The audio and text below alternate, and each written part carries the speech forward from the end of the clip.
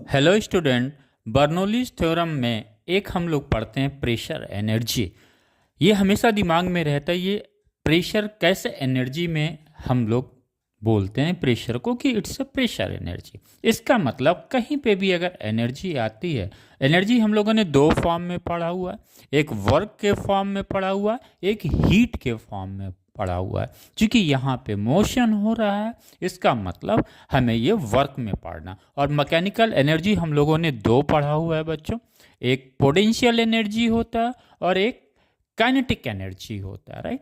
ये pressure energy को हमें समझना है। ये भी क्या होता है, वर्क डन के द्वारा जो हमें मिलता है एनर्जी, उसी को हम प्रेशर एनर्जी बोलते हैं। तो यहाँ पे हमें वर्क डन अगर कहीं पे भी आता है, तो चूंकि हमने वर्क डन में बच्चों एक ही चीज पढ़ा है, फोर्स इनटू डिस्प्लेसमेंट। ओके, अब हमें यहाँ पे देखना है कि डिस्प्लेसमेंट किसका हो रहा है। डिस्प्लेसमेंट किसी मास का हो रहा है। अगर कोई हाइट एच है फ्रॉम द अर्थ सरफेस, यहाँ पे इसका क्रॉस सेक्शन एरिया ए है, और यहाँ पे लिक्विड्स का मास एच हाइट पे कितना है, यम है, और इसका वॉल्यूम वी है, तो डेंसिटी कितनी हो जाएगी, यम अपॉन वी।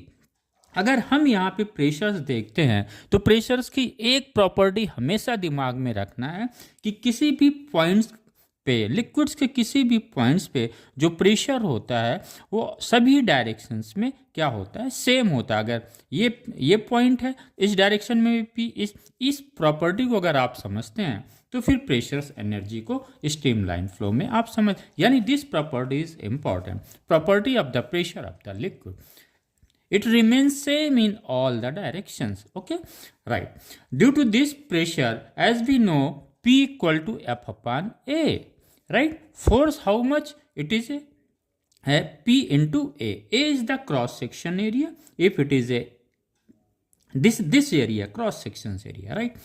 अब अगर इस फोर्स की वजह से क्या होता है, थोड़ा सा अगर डिस्प्लेसमेंट होता है लिक्विड्स का, किसका मास यम, लिक्विड्स का डिस्प्लेसमेंट सपोज एल होता है, यहाँ पे लिक्विड्स का टोटल मास क्या है, यम, इसका डिस्प्लेसमेंट एल हुआ, तो वर्क डन कितना हो गया, एफ इंटू एल हो गया, राइट बच्चों। एफ की वैल्यू कितनी है, pressure into cross section area into L, ये दिस एल लेंथ, तो एक क्रॉस सेक्शन एरिया और ये एल क्या हो जाएगा, वॉल्यूम ऑफ द लिक्विड्स हो जाएगा।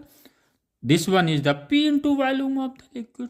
अगर हम इसकी यूनिट वॉल्यूम में लेते हैं, ए एल क्या है, वॉल्यूम है, इसको डिवाइड कर देते हैं तो ये यूनिट वॉल्यूम का निकल जाएगा। यही वर्क डन क्या होता है, एनर्जी हो जाता है, जिसे हम प्रेशर एनर्जी पी बोल देंगे।